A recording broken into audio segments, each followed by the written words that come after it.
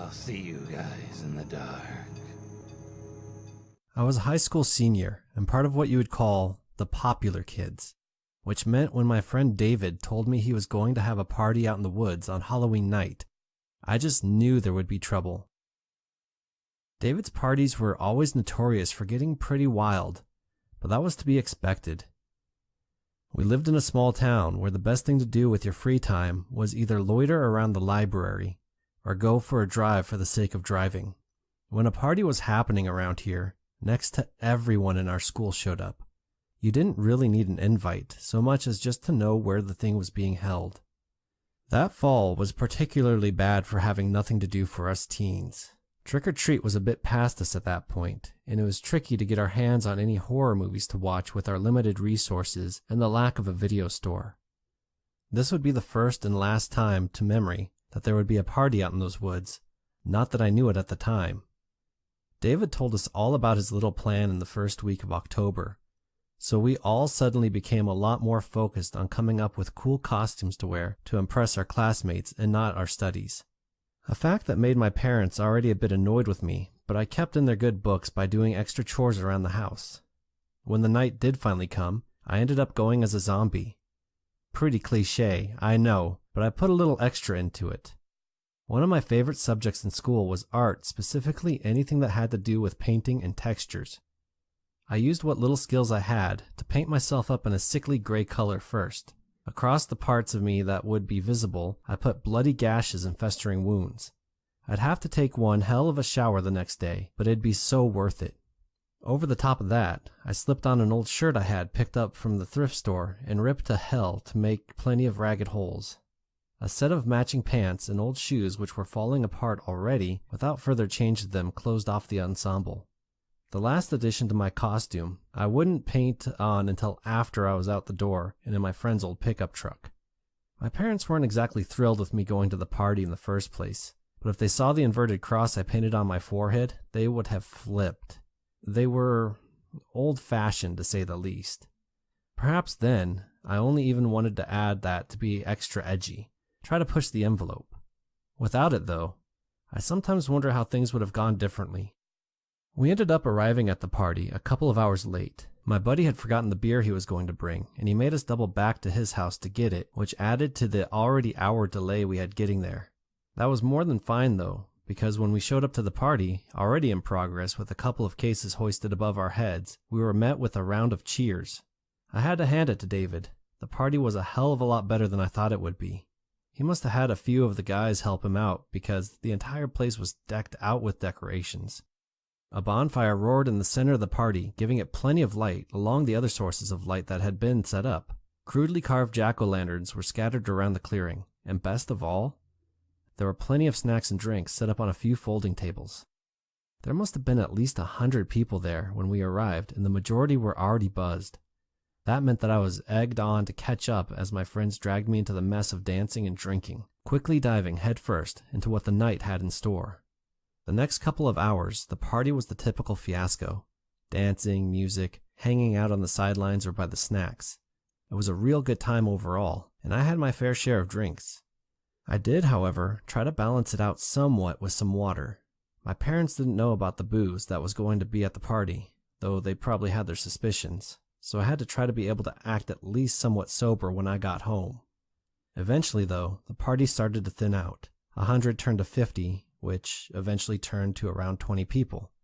All of us were huddled around the fire at this point, which was burning lower than it had been before, and some of the guys were doing their best attempts to tell scary stories to try to scare the girls. They were god-awful, but it made for some pretty good entertainment from the sidelines at least.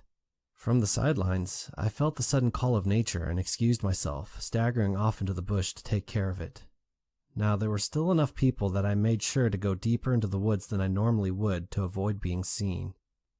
Turns out, when you're a bit messed up, it can be kind of tricky to orientate yourself in the woods at night, even with the near full moon above. After I'd finished my business, I stumbled in what I thought was the direction of the party, only to find myself in deeper and deeper brush. I'm not sure how long I walked lost, as my sense of time was already way past gone, and the trees around me held no answers for that either. This walking was suddenly interrupted with a sharp scream that rang out somewhere in front of me. It sounded like a girl and was quickly followed by cries for help. I quickly looked around and picked up the heaviest looking branch I could find before going towards the sound. I wasn't exactly the bravest kid, but with a bit of alcohol and my adrenaline already on high from being lost, I ignored any signs of danger from a situation like this. Following the sounds of struggle, I eventually spotted the cause. From the distance, I could see a crimson-robed figure who was chasing after what looked like a girl covered in red. The only light there had been at this point was from the moon, but curiously enough, I could see what looked like lit torches on the nearby trees. I moved myself closer, keeping to the shadows cast by those torches as best I could, while the robed figure finally seemed to catch up to the girl and throw her against a tree. At that point, I was only maybe 20 feet away and watched as the guy pulled an all too real looking knife out from underneath his robe, raising it above the girl's head. With a shout, I charged the guy from behind with my heavy branch in hand. All they were able to do was whirl around and look at me before the branch connected hard with the side of their head.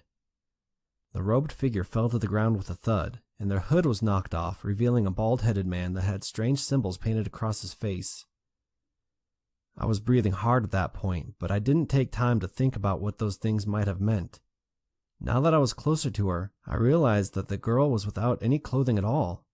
Most of her body instead was covered in what looked like to be a mixture of dried blood and those same kind of strange symbols. When I finally made eye contact with her from behind her long dark hair and asked if she was okay, I could have sworn that in her eyes I saw excitement. There had been some sort of flash of unnatural emotion when she looked up at me that, at that time, I never really processed. Before I had the chance to think about it, she quickly wrapped her arms around me crying and said she was fine but needed help. These guys had dragged her out into the woods and had been preparing her body for a ritual when she managed to escape. I tried to reassure her that she would be fine and gave her my name. She told me hers was Lillian.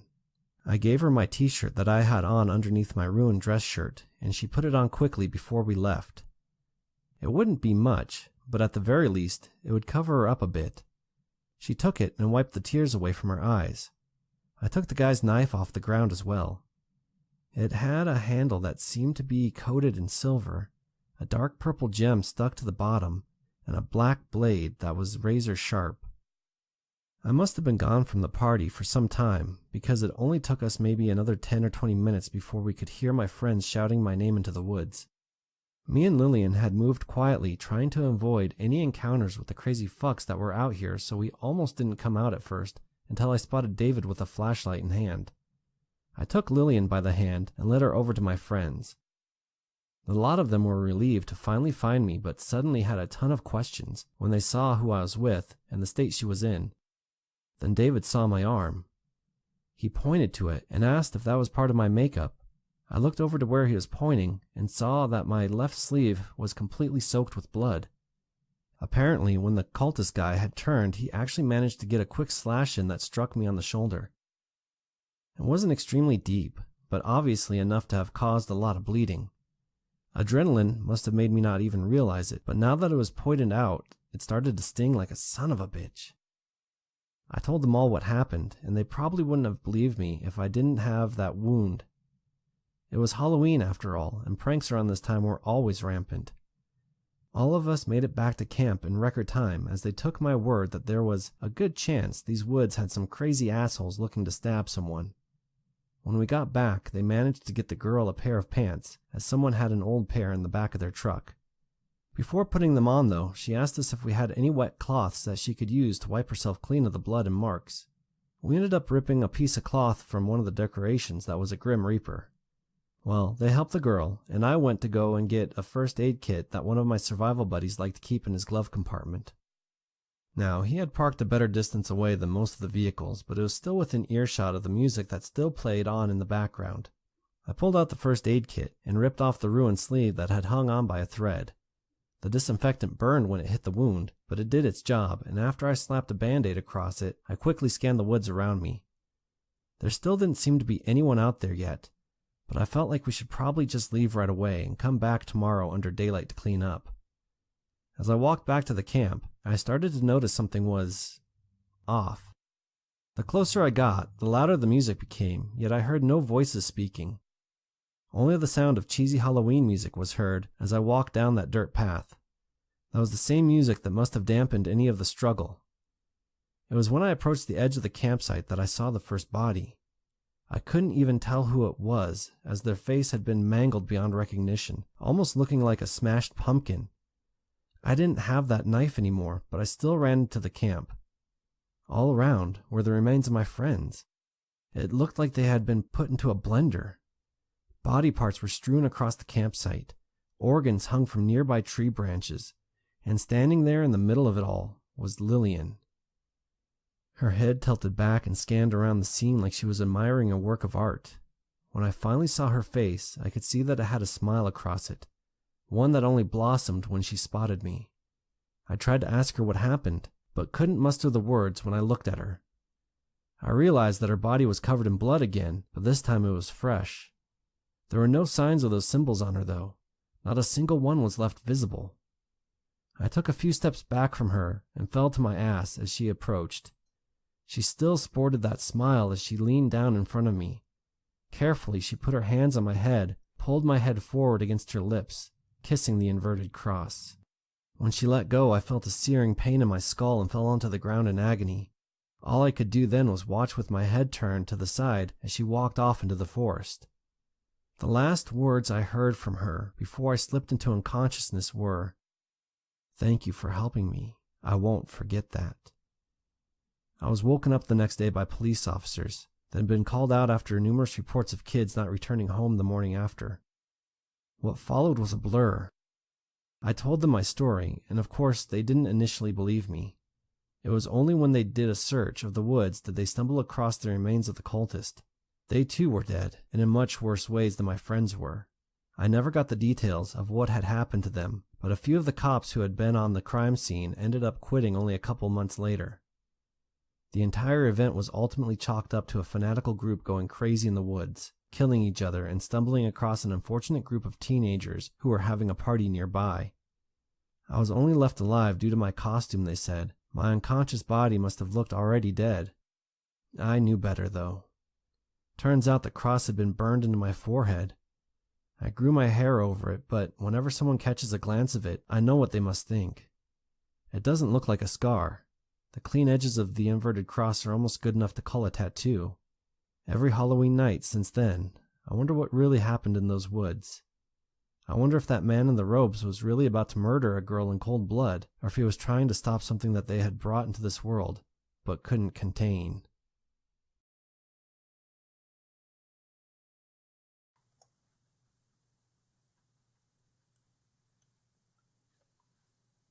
Halloween has, unfortunately, never been a big deal out here in Scotland, and that's always bummed me out because I do love Halloween.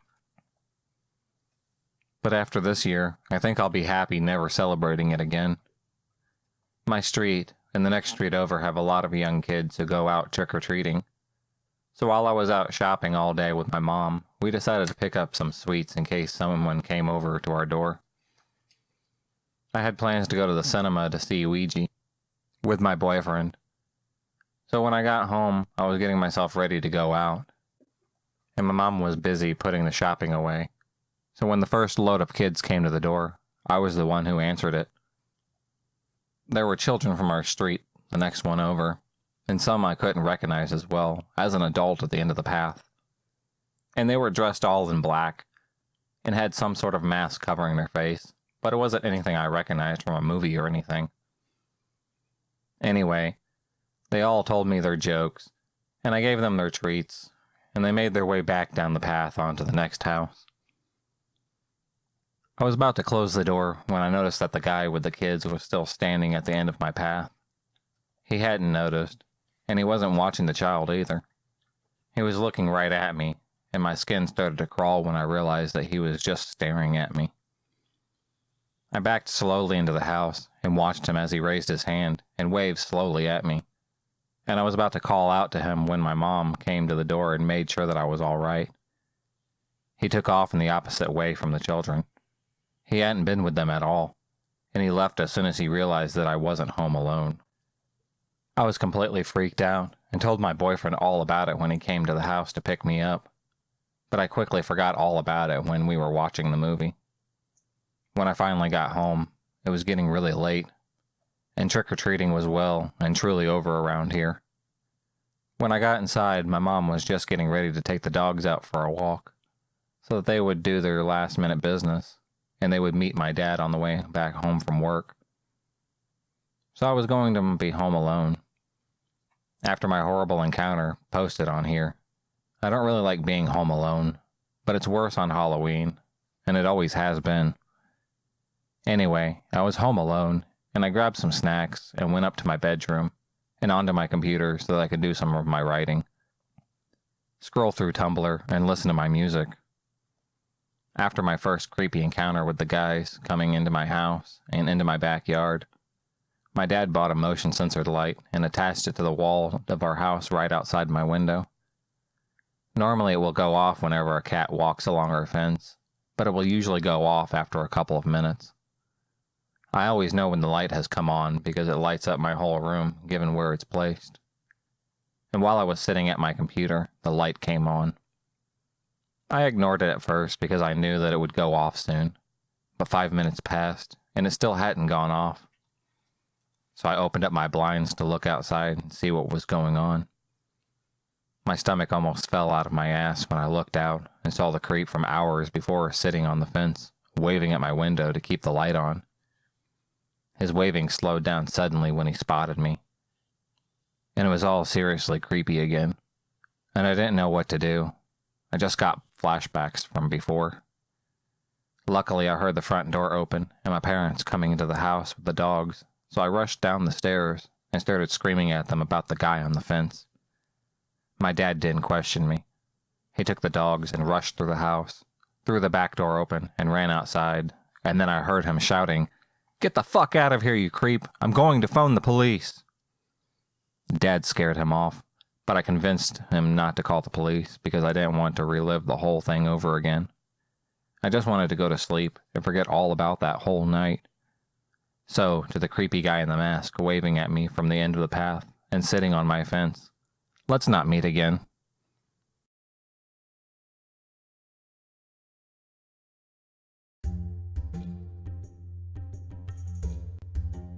The head-pounding knock came at the door for the 28th time that same night. Having to abandon my cooking once again, I promptly hustle out to the doorway. Orange bowl filled to the brim with a variety of homemade candies made by yours truly. Trick or treat! The toddler squeaks. As he looks up at me, the dinosaur hoodie droops over his beady eyes. What a nice costume, I sigh, grabbing a handful of candies and dumping them into the half-full pillow sack. Thank you. He says as he waddles down my porch steps and back to his dad. I slowly shut the door and retreat to the kitchen. I quickly pull my golden-colored chicken out of the steaming oven and onto the counter, where I begin to bombard it with spices of all sorts. I still do feel the slightest feeling of guilt. I mostly enjoy handing out my candies to the troublesome teenagers, as the older they are, the more I give them. It's really just a fun-sized chocolate bar, filled with a dash of vodka and some meth. I usually individually wrap them with pink or purple ribbons to make it look cheesy. Ever since I began giving out these candies, which has been over 3 years now, no one has accused me, yet, of their children waking up the next morning, vomiting and sweating until they either drop dead or go to the hospital. After all, I'm not even the only one that does it in the neighborhood. There's Peter down the street that hands out similar homemade lollipops that appear to be store-bought. I have to admit, I've really outdone myself this time. The chicken looked great and ready to devour. Before I can bring it to the dining table, I hear the knock at my door for the 29th time. The knock sounds hard, shaking the floor. Shocked, I peek through a small crack I make in the door and see a small boy, maybe 6 or 7, wearing a small little white mask, similar to the Jabberwocky's dance crew mask. He's wearing a black hoodie and black jeans. He stands there staring at me from behind his mask. I grab the bowl of candy off the drawers behind me and hold it in front of him. Here, take a piece. Your costume really scared me. He peeks down at the candy and looks back up at me. I know your secret, Anne. A ghostly voice, cold as ice, mutters. His voice shoots chills through my body. How did he know my name? Where the hell were his parents? He remained silent after this statement, waiting for my reaction. What do you mean? I stammer. Your candies are drugged. They make my friends sick. Following this statement, he slapped the bowl out of my shaking hands, scattering candy all over my porch. The bowl shatters upon impact. What's your problem, kid? Pick that up this instant, I shout, stomping out my door. The child tilts his head, appearing to be confused at the statement. You heard me. Pick up my candy, I repeat. He shakes his head, backing up a couple of steps. Well, how would you like it if I slapped your candy bag out of your hands? Not very nice, huh?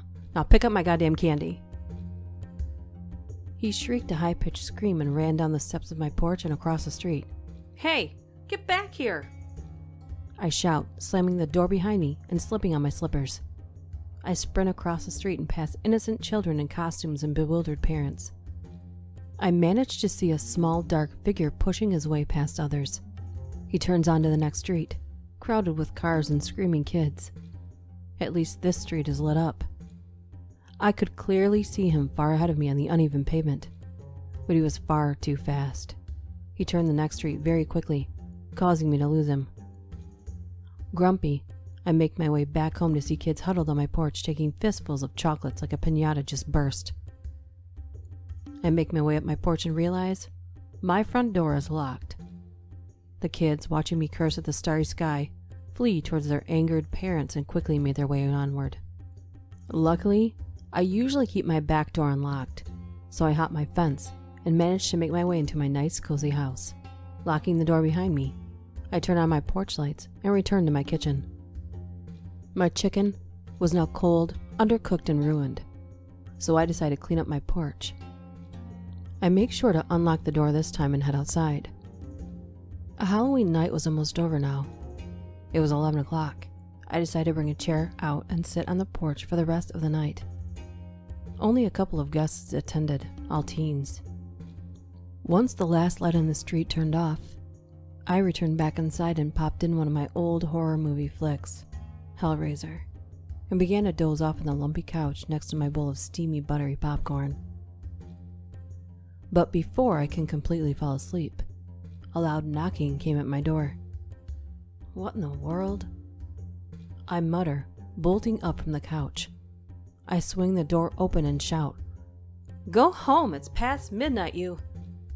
I pause. It's the boy in the black hoodie.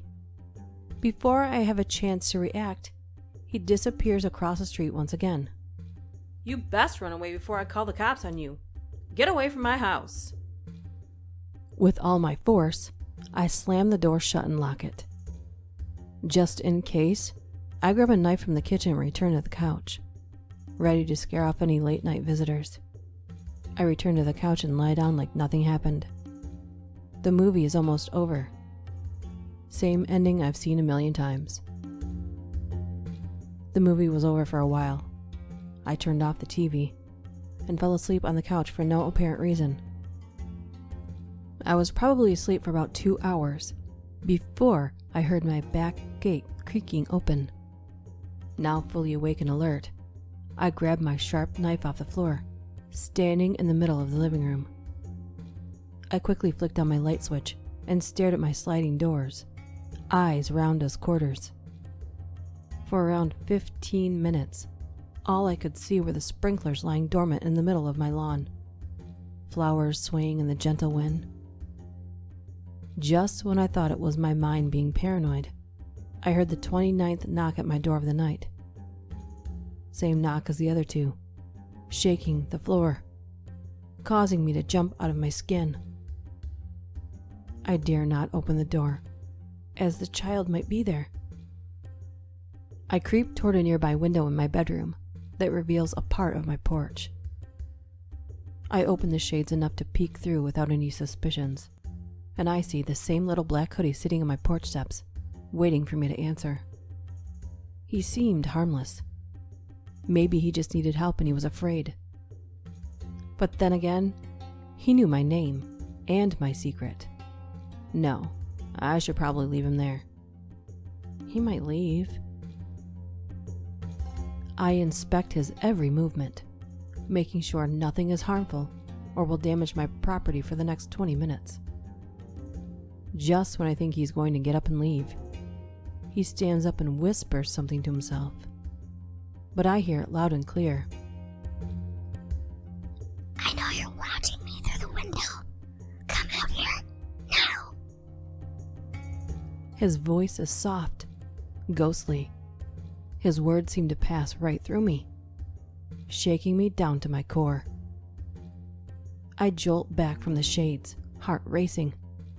This cannot be happening. I need to wake up. I scramble out of my room and into the living room. I needed to act fast before this boy caused me any harm. Without thinking, I scream, "What do you want from me anyways?" There is no response. The only noise I can hear with my delicate ears is the wind picking up dead crunchy leaves. I decided to call up Peter for help. The only thing the police would do would get me locked up for my candy. I punch in the numbers, heart feeling like it would leap out of my chest any minute now. Anne, what are you still doing awake? Pete, you gotta help me. There's a little boy that won't leave me alone. He's some kind of spirit. Geez, Anne. Did you eat one of your own candies on accident?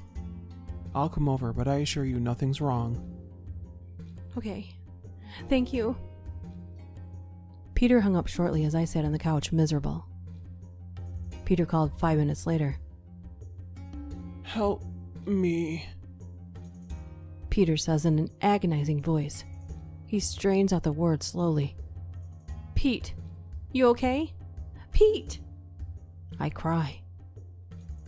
The boy. Peter mutters, hanging up. Tears streaming from my face, I sprint out the front door to see Peter standing on my lawn, cackling like an idiot. You asshole. I sob, socking him in the chest. Do you know how hard this night has been? Sorry. It's just that... Just shut up, I shout, clenching my fists. This boy has been tormenting me for hours. For all I know, he could be inside my house right now, wrecking everything. I shove Peter and storm off into my house, furious at the boy, furious at Peter, furious at myself. I climb into my bed and scream. I begin to cry a river as Peter hustles down the sidewalk laughing. As I sob in the darkness of my eerie room, I hear the shattering of glass, probably my sliding doors. Springing into action but still sobbing, I grab the knife that was sitting on my nightstand and roll under my bed. The best hiding spot I could think of at the time. I hear small, soft footsteps on my wooden floor outside my room. I control my sobs as much as I can as the shadow of tiny feet walking past my doorway. The little feet return and head toward my room. The door creaks open, and the black-hooded child wearing his white mask tiptoes inside, holding a glass shard from my sliding doors that he broke. I don't even have to look, Anne. You're underneath the bed holding a knife, wishing for Peter. Just come on out. I begin to sob uncontrollably as the boy crouches down and gives me the good old stare. He offers me a tiny hand, so friendly, so innocent. With pleasure, I bring the knife down on the boy's hand, creating a large, gaping gash in his hand. He lets out an inhuman roar as he retreats, leaving a slot of time for me to run out of the room. He chases after me with ridiculous speed, diving on top of my back and slicing the back of my neck. I throw the boy off of me, sending him down onto the wooden floor. I jog into the living room, grasping my wound with one hand, knife in the other, preparing myself for the worst. What I see limping around the corner is no longer a child. It is a pale, skinny, bony monster, still wearing the same mask and same hoodie, hissing and spewing out black liquids that appear to be blood. The height of it has increased as well, to about the same height as my waist. It crawled across the floor as it got a good grip on my ankle, taking 2 nips. I sliced halfway through its neck, causing it to let go for a moment and drip black, slimy liquid all over the carpet. The pale figure squeals as it makes a final lunge at me. I plunge the knife through its mask, causing it to go limp and hit the ground. As the monster slams to the black carpet, I wake up in a padded cell, hair a mess, limbs aching. As I later learned, there was no boy with a white mask, no monster, but instead, there were candies that I confessed to giving out. And there was a Peter that is now dead. I had half imagined the events of the night. When Peter really walked away, he had heard me screaming and got worried. The front door had been locked, so in a panic, he smashed through the sliding doors. The boy, the white figure, the monster, all Peter. Near the beginning of the night, the boy in the white mask was real. He really did know that I had drugged the candy because he lived next door to me without knowing for the past few years, and saw me preparing the candy one day. My mind had cracked near morning. I had been taken in a few days later, lying next to Peter's corpse. I sat silently in my padded cell, admiring my surroundings where I would remain for a long time. I peer at my door, where a figure out of sight knocked at my door for the 30th time.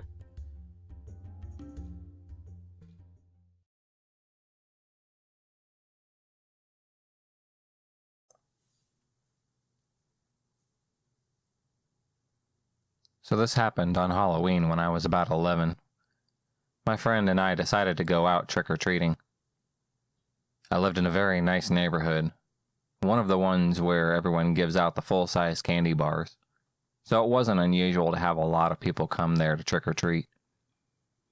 However, that also meant there's about an acre of front yard for each house, so it took about 3 minutes to walk between each door. It was a good night for Halloween weather-wise. Not too chilly, not rainy or anything. So it's approaching 8:30 p.m., and after hanging around on the golf course and appreciating our candy haul, we decided to start heading home and call it a night. The street I live on is a gigantic U-shape, like a little over half a mile walk from the top of the U down the bend to the other side. We were walking towards the end of the U further from my house, as we wanted to take the long way since it was such a nice night. It's about 9 p.m., so no one else is really out anymore at this point, and people turned off their porch lights, the universal sign for no more trick-or-treaters. That's when we notice a lone white van parked on the street. We made a joke how it looks like the typical kidnap van with the painted windows. That's when we notice it shift out of the park and slowly creep down the street towards us and park at the next house. Oh, they must have kids for trick-or-treating. It wasn't uncommon for people to drive their kids from house to house, since they were so spread out in our neighborhood. Given that it was 9 p.m., and a night with nice weather, it struck us as a bit odd, though. We checked every few minutes, and it seemed to just be stopping from the house to house like normal. We turned around again, and kept walking at a leisurely pace, gossiping and whatnot. That's when we hear the car squeal as it moved towards down the hill, and park again. This time, only about 2 houses away from us on the opposite side of the street. Again, weird time to trick-or-treat, but whatever. That's when we realized there were no kids getting out of the van. Not once. Now this was before my first phone. We were only 15 minutes away from my house, but a bit disturbed at this. So we walked to the nearest door, rang the bell, and stuck out our bags in an attempt to act normal. A woman opens the door just a crack, and proceeds to berate us for trying to trick-or-treat at this hour, and slams the door before we could even say a word. Okay, Thank you, lady. We turn around, and the van is right there, parked in the wrong direction on our side of the street. The windows are tinted, so we can't even see the guy driving. Trying to keep our cool, we casually walk away from the door and up the street into this cul-de-sac that loops on the side of the street that makes up the bigger U. If you cut through that loop and hop a couple of fences, you can end up at my back door. The van goes the same way as us. Now we know he's following us since there's no reason for him to go up this street otherwise. We break into a sprint, and I am by no means athletic, but I hop those fences like an Olympian. We run inside my house, lock all the doors, and freak out while we sit in the front hall. Not 5 minutes later, the van slowly drives down the street past my house. We stress eat our candy and think of what would have happened if we hadn't been aware of our surroundings. Fake trick-or-treater man with the creepy white van. Let's not meet. Ever again.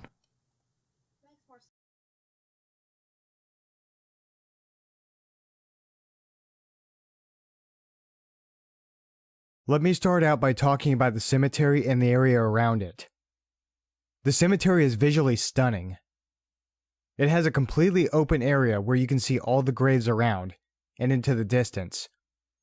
A spooky maze-like section with nature overwhelming the gravestones, with the overgrown plants everywhere, and a large church located at the far end. It's eerie, but also very beautiful at the same time.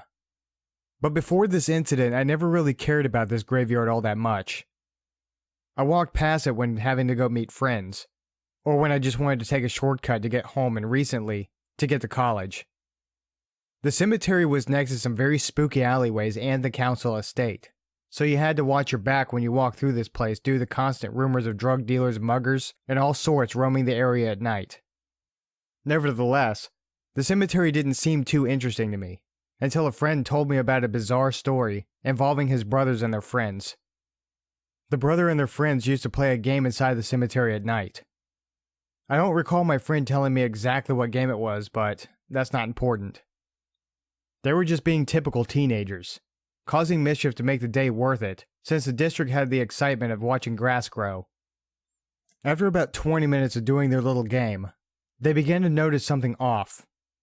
The guys felt like they were being watched. The atmosphere turned dark and bleak. Tension was among themselves, because they knew they weren't alone. Soon enough, one of the guys saw it. A person. This person was wearing a cloak, and he was holding something. This person was crouching on the gravestones, and he was slightly trying to move from one to another, getting closer. Well, one of them noticed and informed the others of the situation. They turned. All of them. Before the others could spit out a word, the cloaked man began chasing them, holding a hammer-like weapon. The guy was insanely fast, but due to the adrenaline rush and sports backgrounds of his opposing forces, the teens were faster. I don't want to make this their story any longer, so I'll finish by saying that the friends jumped over a large fence and escaped the cloaked man. The second they jumped over, a large thud was heard and the fence was pushed forward. The cloaked man had hit the fence with his large hammer and was close to cracking open a skull. Afterwards they got home, and two of them told their brother, my friend. At first I didn't believe their story, and neither did my other friends.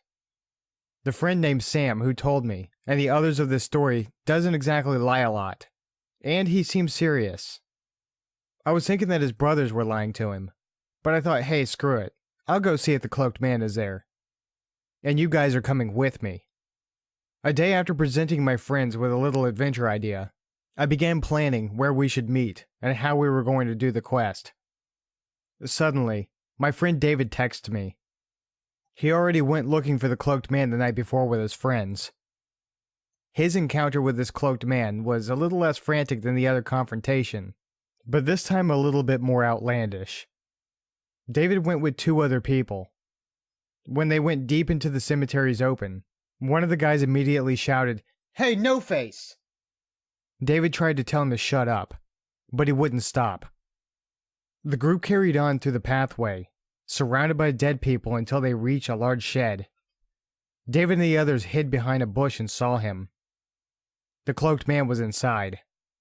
He was examining his weapons. Apparently a large hammer, a rusty-looking wrench, and a decaying machete. Eventually he stopped and went outside of his shed and into the church. Unexpectedly, the church bell was heard. Loudly. The guys watching didn't know what the hell was going on, but the bell was ringing for a good minute. The bell is, strangely enough, ringing in a weird pattern. David tells the others to get up and go back to another spot.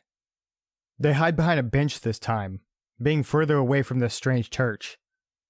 The cloaked man comes out, looking concerned and ready to attack. He has an axe out. Panic rushes through everyone behind the bench, making everyone involved quickly agree to get the hell out. They try to sneak out, but David keeps his eyes on the cloaked man. What the cloaked man does will give my friend various amounts of what the hell thoughts forever. The cloaked man stops dead in his tracks, and then he falls to the ground. What's he doing? He's crawling around the gravestones rapidly, going from one to the other. However, he's not just doing that. He's making noises. The sound of the cloaked man spewing out growling-like sounds begins to conquer the frigid and motionless graveyard. Then abruptly, he gets up and smashes one of the gravestones with an axe without any reason, and then lets out a haunting scream up to the sky. Again, without any reason. David says, "Screw hiding," and they all run out. The cloaked man doesn't chase them, but looks into the distance.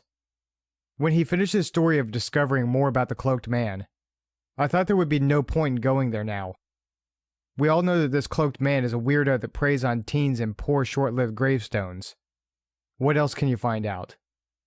Well, I'm big on adventure, so I thought that me, David, and Sam, and many others could go exploring just a little more, just to see what else this guy does. So a few days later, we have our team. Sam, David, Charlie, Mike, and I. Charlie is a fat slob, and Mike is the witty man of the group. We all met up at the local tube station at daytime. We were going there at nighttime, but everyone wussed out, so we ended up going the middle of the day. We slowly walked through the empty alleyways and the council houses until we get to the gates, which were locked. We jumped over and began our adventure. Sadly, Charlie and Mike just weren't having it and climbed back out, but they weren't going anywhere though. They were going to be waiting for us. We wanted them to come with us, but after a minute, we left them and walked through the large pathway with the gravestones around us. About 20 minutes went by. Nothing was happening. Instead of going straight to the shed, we decided to take another route. All of us went through the claustrophobic maze-like section, where the gravestones were just covered with plant vines. We began walking around, and we began arguing amongst each other. Sam was bored and wanted out. Dave didn't care that much, and I wanted to go back into the open and find the shed and church. 5 minutes of pointless arguing later, and suddenly we hear footsteps. We look around. Nothing. "Get out your phone," Sam says to me. "Alright, wait a sec," I reply. Once I got my phone out, I unlock it and go to the camera. I began pointing at the remoteness with my iPhone, but nothing is lurking in the distance. At least not in our vision. We knew someone was near us, so we began frantically walking through this maze. Sam wants me to begin recording, so I do just that. Since nothing was happening again, the recording just becomes a dragged out video of us just walking around like idiots and looking in every direction. I switch the phone off and we go deeper into the cemetery. It gets darker and darker, and tighter. Then we see it. The cloaked man is following us now. I finally saw him when I looked back, and he was hiding behind a huge angel statue. He's stupidly close to us. "Guys, I see him behind us. Let's get out of here!" David, being the confident and curious guy of our group, walks back and tries to catch the guy. I didn't want to see this crazy guy pop out, but I wasn't going to leave my friend, so we all went behind the statue and he was gone. Sam got overly paranoid and wanted us to get out.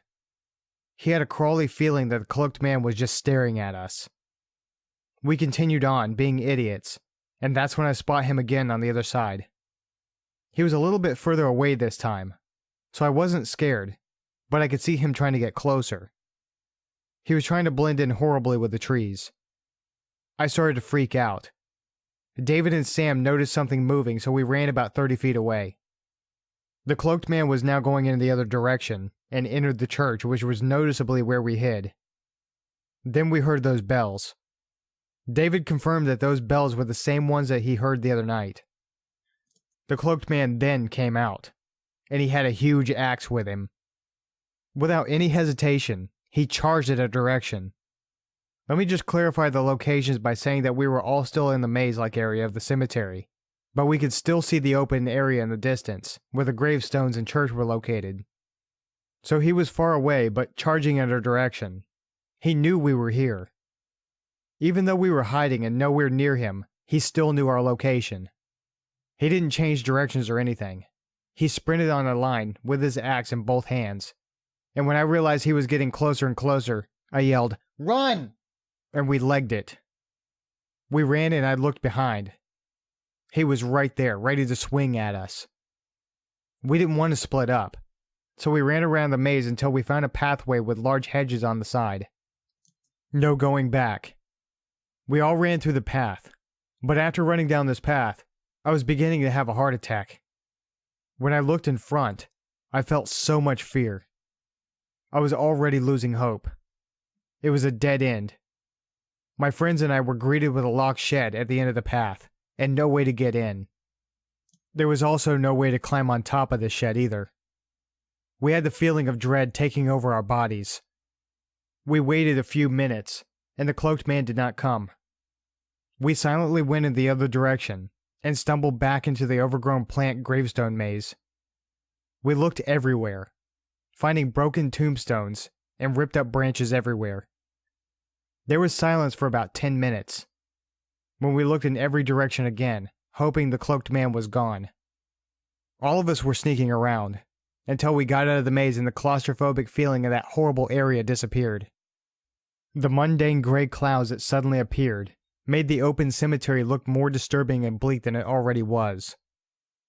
As we walked on, we heard a thunderstorm, and it looks like it was going to rain.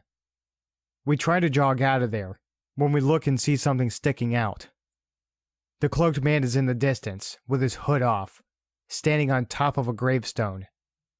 His face was visible, but not exactly. He was wearing a cliché Halloween mask for some reason.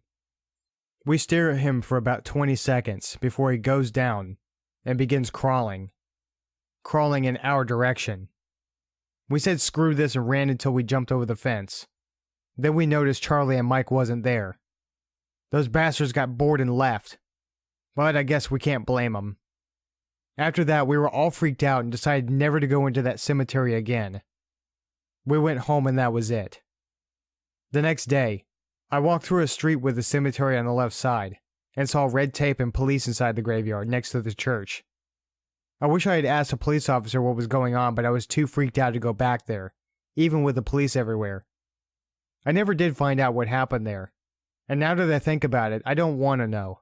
But there were rumors that the guy that was stalking and chasing us was just the caretaker wearing a mask, trying to scare people who went into the cemetery just to mess around. So the police investigation was probably nothing to do with the cloaked man. At least I hope not.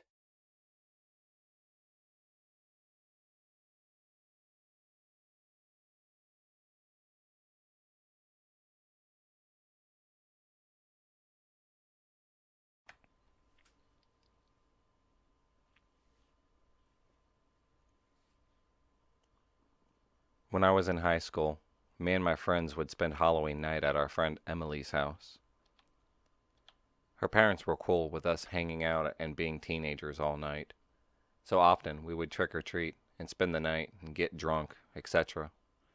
Emily lives about 1,000 feet from our high school, and the neighborhood was arranged in a square pattern. A park, 4 streets bordering it, 4 more streets surrounding that. The layout means there's a lot of side streets, alleyways, and there's a dozen ways to get to any one house. Our sophomore year, we did our usual thing. This year I went as a pimp because all my friends wanted to wear sexy outfits. We started drinking a bottle of crappy vodka and went trick-or-treating. For about an hour it was fun. Saw a bunch of friends from high school, got candy, talked about sneaking some guys over later on. It was shaping up to be a good night. But as we reached one corner of the neighborhood and turned down the next, this creepy man comes up to us. He was what you imagine someone's dad would look like. Old, kind of slovenly, balding, and most importantly, not attending to a child. He approaches us, and I say something in character like, "Which girl are you interested in?" We giggle and laugh, and continue passing him, but he reached out and grabbed one of our friends, a firm grip on her arm. He says something along the lines of, "She's really cute." "How much are you asking?" At first I was just fooling around, but him grabbing her made all of us very uncomfortable. "Dude, we're messing around. We're just 15. He lets go, and we bounce. My friend freaks out, and we decide not to play around anymore and just go get some candy. We head down another street and keep a lookout for this guy. My friend's still grossed out, but we manage to keep our fun going. But this guy shows up again, scanning the crowd for us. Quickly we lock eyes, and he backs off into the flow of the crowd. I tell my friends the creeper is still following us, and we skip a few houses to put some distance between us and this guy. We keep going, and we see him again, only this time he's in front of us. Like I mentioned, the number of side streets and alleys means that you can take a detour off the main street and still end up in the same destination. And with 30 or 40 people passing through at the time, nobody really notices a single out-of-the-place man. We see him, and we stop dead. This guy is clearly following us, and we made it pretty clear that we were kids messing around. We decided to stomach it and keep going past him, pretending that we didn't even notice the creepy man. As we go by, he says nothing, just watching us as obviously as he possibly can before we turn down the street, and once again, we can't see him anymore. We run out of there and go back to Emily's house, hoping that we're moving too fast for him to follow us. We get back to her house, and we decompress and flip out for a few minutes, but we forget about it once we get the bonfire going. The guys sneak over, and we pass the drinks around. A few hours later, the streets are empty, and the only people still up are us. Trying our best to keep as silent as we can, we hear a car moving slowly down the street.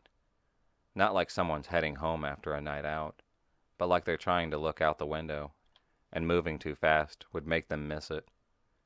We look out over the gate and see the car creeping along, but it's also too dark inside to really make out who was driving. But we watched it hit the end of the street and keep going. It passed by another time that night, and it got us all wound up, so we called it a night. It was a family neighborhood, so no one would really be driving out around 2 a.m. In our heads, the only person who would be doing something like that was the man that we saw earlier, looking for us. So creepy guy who grabbed my underage friend with a bunch of people around and followed us for most of the night. Let's not meet again.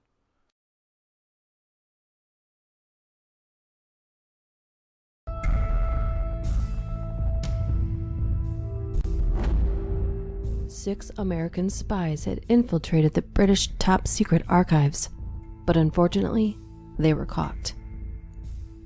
Given permission by the law, British scientists were allowed to experiment on these prisoners using a new form of torture: starvation. The scientists placed 5 different colored flat spheres, barely the size of an American dime, on a small gray observation room table. The scientists first took the leader from the group of spies and gave him an option of red, orange, yellow, green, and purple colored spheres, telling him only one of the food pieces would not kill you. The American spy ate the yellow piece. After a short moment, he said he felt fine and wished to go back to his cell. The scientist disagreed and told him to wait a little longer. With no choice, the spy remained there in the small gray room, doing what he was told to do. Soon the spy told the scientist that he felt lightheaded, slightly dizzy, and nauseous. The scientist gave a menacing grin and wrote down what he said. The spy holding his head tried to stand up. I can't think well. The scientist's grin grew larger as he continued to jot down what he was seeing. Good. The spy fell to his knees and started to scream violently. What did you do to me? He pleaded. You chose wrong. Simple as that. The scientist closed his notebook and left the spy in the room. Wait. Where are you going? The spy struggled to say as he held his head. Please, let me see my team again. Please. He began to weakly claw at the door, but it was no use. It was made of reinforced steel and was locked from the outside. The spy's vision began to blur and get foggy. Soon he was not able to see or even speak a simple sentence. The unfortunate spy died from his brain dissolving within inside his skull. A thick black liquid soon began to seep out of his nose, mouth, eyes, and ears. The room was cleaned of the corpse and the liquid. He replaced the yellow piece of food and then let in the second spy. He told him the same thing he told the last one. Only one of the food pieces would let you live and save him from starvation, while the others would kill him. The spy hesitated, but his hunger took over. He chose the red piece. He felt fine at first, but after he took a deep breath, he held his heart in pain and fell to the floor. He tried to speak, but nothing came out. The scientist smiled with pleasure and jotted down what he observed of the spy. Do you know what is happening? The spy vigorously shook his head and tried getting up, failing as the pain became too great for his body to handle. The scientist laughed darkly and answered, You are suffering from a heart attack. You chose wrong. He slammed his notebook shut and left the spy to suffer. After the scientist recorded his data, the room was cleaned again, and the third spy was sent in. He informed him of the same situation. If he chose correctly, he would live. If not, he would die. Please, just let me go. I have a family, the spy pleaded. The scientist shook his head. You were always the most difficult. He pressed a button to a remote and caused the collar around the spy's neck to shock him. Now eat. The spy licked his dry lips and ate the green piece. After a few seconds of letting the food digest, he began to gag. He struggled to stand up, but only got to his knees. The burning liquid rocketed out of his system. Vomit pooled around him, and the thick liquid continually exited his system. The scientist chuckled and jotted down more notes in his notebook. Sadly, you chose wrong as well. He stared down at the poor spy, still trying to hold back the repeating vomit. Soon the acid will melt through your esophagus and your skin, making it near impossible for you to gain a single breath. He closed his notebook and sat there, watching the spy suffer. Acid tears melted scars into his face. Stomach acid melted through his throat and poured out. The spy held his stomach in desperate pain. His skin turned pale and sweaty as he collapsed and died. The mess was again cleaned up, the missing piece replaced, and another spy sent in. This one was young, looking like he just joined and was obviously a young adult, probably in his early 20s. He was timid, afraid of what was to come. If you choose right from the 5 pieces of food that lay out in front of you, you will live. If not, you die, understand? The scientist informed. The young American hesitantly nodded and took the orange-colored piece. After a minute of letting the food take effect, the spy's skin soon turned dry and red. He began to itch and shiver with a cold sweat.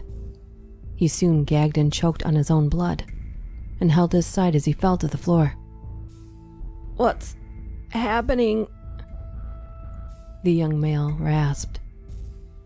The scientist quickly wrote down what he was observing with displeasure. "I was hoping for only your inner organs to fail, but it looks like the food also took effect on your skin. As we all know, the skin is the largest organ in the human body. I should have seen it coming." He pushed up his reading glasses and sat down. "Your organs are failing. You should die in a minute now." The young American looked up at the scientist in horror and tried standing. He grunted and tried breathing in air. His lungs had now failed him, and his heart would too. With the young American dead now, the scientist changed a few formulas in his chart, the corpse was removed, the food replaced, and the fifth spy sent in. He was husky, probably built more for combat than spying. The scientist was pleased and hoped for the spy to choose the last untasted food tablet on the table. "I will make this simple for you," the scientist announced from his observation spot. "All of your friends chose the wrong food tablet placed in front of you. They have chosen red, orange, yellow, and green. All of them had died a horrible death. But if you choose correctly, you will live." "For a scientist, you sure are an idiot," the spy informed him. "The only other one that you didn't call out was the purple one, so I'll eat that one." The scientist clicked his pen and waited for the spy to eat, highly interested in what would happen with the husky spy. The spy ate the purple food tablet with pride, happy to be picked near last, but soon regretted it. He spit onto the floor to see that his saliva was dark red, and his lower stomach felt like it was on fire as he propped himself up against the wall. Soon, he had blood all around him and onto the wall. The scientist smiled with glee and jotted down the effects.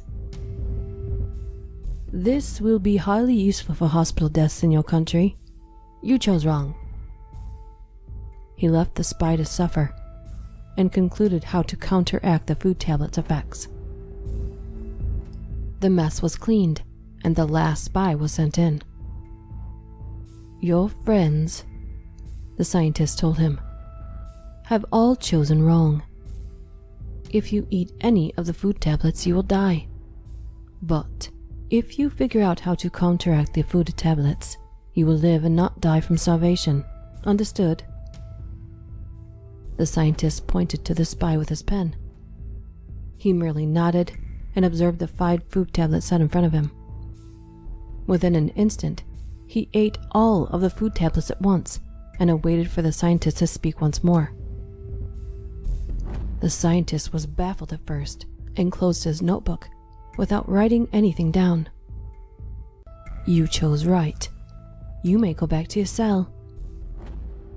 The reinforced steel door opened and awaited for the spy to leave. But the spy shook his head and stood up. The scientist arched an eyebrow and observed closely with his notebook open and pen ready. The spy looked up at the observant scientist and spoke in a gruff voice. "I will not be controlled." With that, he hastily went to the closest wall and rammed his head as hard as he could into the concrete wall, smashing his head into it and leaving a giant concave area in his brain and skull. The scientist clicked his tongue and shook his head. "What a shame. I had other things to experiment on you." He left the observation room and went back to his studies. Years later, the British decided to let this new form of torture poison America. What you now know as Skittles today was used as a form of starvation torture in the 70s. So think about that the next time you eat a normal bag of Skittles, and make sure you eat the whole damn bag. Happy Halloween.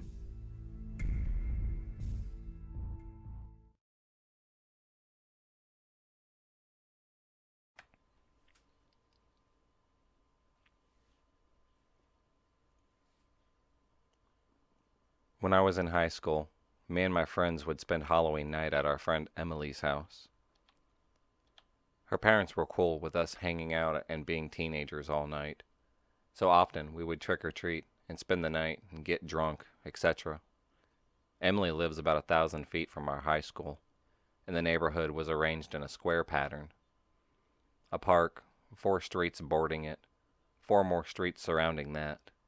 The layout means there's a lot of side streets, alleyways, and there's a dozen ways to get to any one house. Our sophomore year, we did our usual thing. This year I went as a pimp because all my friends wanted to wear sexy outfits. We started drinking a bottle of crappy vodka and went trick-or-treating. For about an hour it was fun. Saw a bunch of friends from high school, got candy, talked about sneaking some guys over later on. It was shaping up to be a good night. But as we reached one corner of the neighborhood and turned down the next, this creepy man comes up to us. He was what you imagine someone's dad would look like. Old, kind of slovenly, balding, and most importantly, not attending to a child. He approaches us, and I say something in character like, "Which girl are you interested in?" We giggle and laugh, and continue passing him, but he reached out and grabbed one of our friends, a firm grip on her arm. He says something along the lines of, "She's really cute." "How much are you asking?" At first I was just fooling around, but him grabbing her made all of us very uncomfortable. "Dude, we're messing around. We're just 15. He lets go, and we bounce. My friend freaks out, and we decide not to play around anymore and just go get some candy. We head down another street and keep a lookout for this guy. My friend's still grossed out, but we manage to keep our fun going. But this guy shows up again, scanning the crowd for us. Quickly we lock eyes, and he backs off into the flow of the crowd. I tell my friends the creeper is still following us, and we skip a few houses to put some distance between us and this guy. We keep going, and we see him again, only this time he's in front of us. Like I mentioned, the number of side streets and alleys means that you can take a detour off the main street and still end up in the same destination. And with 30 or 40 people passing through at the time, nobody really notices a single out-of-the-place man. We see him, and we stop dead. This guy is clearly following us, and we made it pretty clear that we were kids messing around. We decided to stomach it and keep going past him, pretending that we didn't even notice the creepy man. As we go by, he says nothing, just watching us as obviously as he possibly can before we turn down the street, and once again, we can't see him anymore. We run out of there and go back to Emily's house, hoping that we're moving too fast for him to follow us. We get back to her house, and we decompress and flip out for a few minutes, but we forget about it once we get the bonfire going. The guys sneak over, and we pass the drinks around. A few hours later, the streets are empty, and the only people still up are us. Trying our best to keep as silent as we can, we hear a car moving slowly down the street. Not like someone's heading home after a night out, but like they're trying to look out the window, and moving too fast would make them miss it. We look out over the gate and see the car creeping along, but it's also too dark inside to really make out who was driving. But we watched it hit the end of the street and keep going. It passed by another time that night, and it got us all wound up, so we called it a night. It was a family neighborhood, so no one would really be driving out around 2 a.m. In our heads, the only person who would be doing something like that was the man that we saw earlier, looking for us. So creepy guy who grabbed my underage friend with a bunch of people around and followed us for most of the night. Let's not meet again.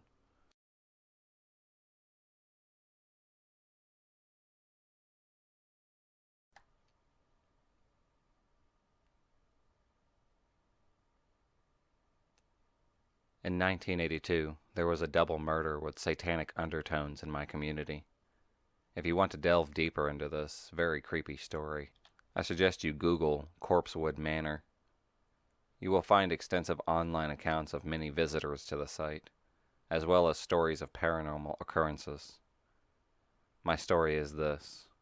In 1982, several years after the home the murders happened and was destroyed by a suspicious fire, myself and friends visited the place. It's located in a national forest that takes up a significant part of the North Georgia area. It's a mile hike to the ruins of the house. Today the house is still accessible, but is badly overgrown and easy to miss unless you are familiar with the area. We were there to collect samples of plants for a 10th grade biology project. I was 16 at the time, mature for my age. My father died when I was 13, and I lived in a cabin in the woods with my mother about 6 miles from the site of the murder. I had to grow up fast, learn to use chainsaws, cut firewood, get a job, and take care of a farm. I had no brothers or sisters. I had grown up in the woods and feared nothing. Weekends were spent camping and hiking. Amongst my group of friends, I was the mature, level-headed one and voice of reason. Thus, I had no fear to visit the site of the murders, or any fear of supernatural shenanigans. It was late spring and became early summer, just prior to school year ending. It was hot and humid already. We drove to the site in my pickup truck and parked and prepared to walk the mile to the ruin. As we began our trek, the sun was shining and there was not a cloud in the sky. After about a quarter mile, I began to notice a very heavy stillness and silence all around us. There were 4 of us all together. My friend continued on nervously. They really didn't want to go to this place at all. I dismissed their fears and called them sissies and scaredy cats. Trekking onwards, I noticed there was no normal sounds of the forest. No birds, no squirrels barking from the trees, no squirrels or rabbits scratching through the leaves, no wind, no voices either. My friends and I were uncharacteristically quiet. We could feel a building sense of gloom, of foreboding. We arrived at the ruins of the structure, falling in brick walls. A couple of freestanding brick buildings, circular in shape, used for bathhouses. A chicken came through, scuttering through the blackberry bushes that lined the path. It paused in the middle of the trail. It had no head. I swallowed a lump in my throat and turned around to look at my nearest friend. He was looking at me with wide, fright-filled eyes. That was enough for me. We turned around and beat a fast retreat to my truck. But it was a mile away. Halfway there, a malicious thunderstorm blew up. Lightning was coming down all around us. Rain was pouring through the canopy overhead and made the trail especially slippery and muddy. About the time we made it back to my truck, the storm ceased and the sun came back out. It was a 2-mile ride down the mountain to the nearest paved road. When we got there, the road was bone dry and there was no sign it had rained a drop. This was between 2 to 3 p.m. The whole incident lasted maybe an hour from parking truck to fleeing the storm and make it off the mountain. Make what you want of the incident, but I know what I saw and what I experienced. I've never been back to that place.